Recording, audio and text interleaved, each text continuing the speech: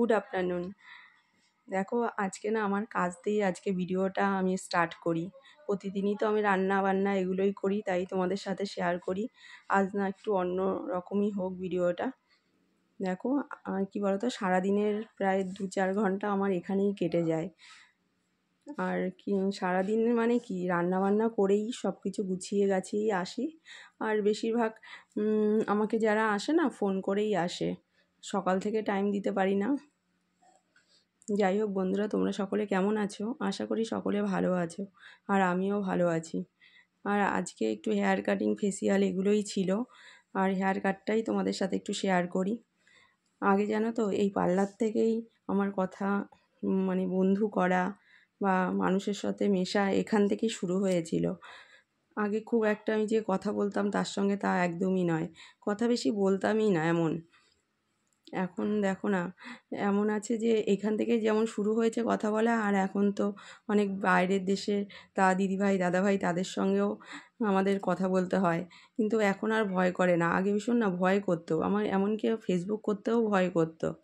সেটা অনেকটা এখন ঠিকঠাক হয়ে গেছে। দেখো বন্ধুরা, এটা হলো একটা হেয়ার কাট করছি।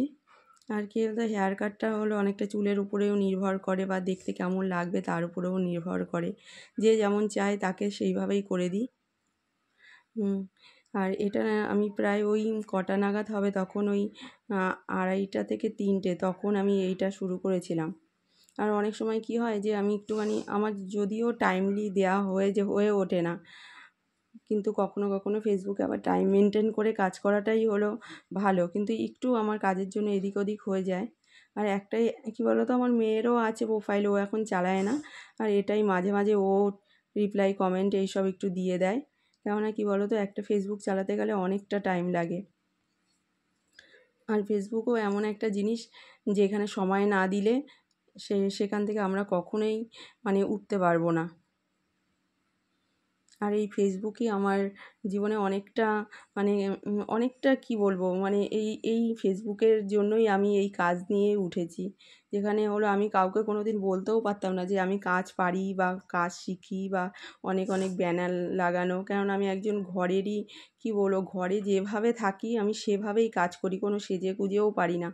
কেননা কি বলো তো, এই সেজে গুজে থেকে কাজ করা আমার দ্বারা হয় না। কিন্তু একসঙ্গে পুরো ঘরের মধ্যেই তো যেহেতু কাজ, তাই কে কখন আসবে কখনো ওইভাবেও কাজ করি না। অনেকে অনেক কথা বলে থাকে যে এরকমভাবে মানে কাজ করো, একটু ভালো ফিটফাট, ওইগুলো আমার দ্বারা কখনোই হবে না। কেননা আমার পেছনে যে একটা পরিবার আছে তাদের দেখে, তার পড়াশোনা আছে ছেলের, আর মেয়ে ধরো এখন বড় হয়ে গেছে, ছেলের পড়াশোনা আছে, তাকে আগে সামলেই আমাকে কাজটা করতে হয়।